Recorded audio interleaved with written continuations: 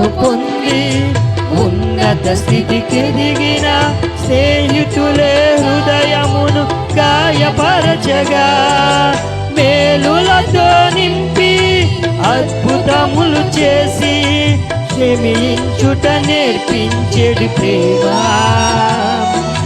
శాంతితో నిన్ను నడిపించేడి ప్రేమ. ఇది యేసు ప్రేమ, ప్రేమ ఇది తండ్రి ప్రేమ, ప్రేమ ఇది ప్రాణమిచ్చిన ప్రేమ, ప్రేమ.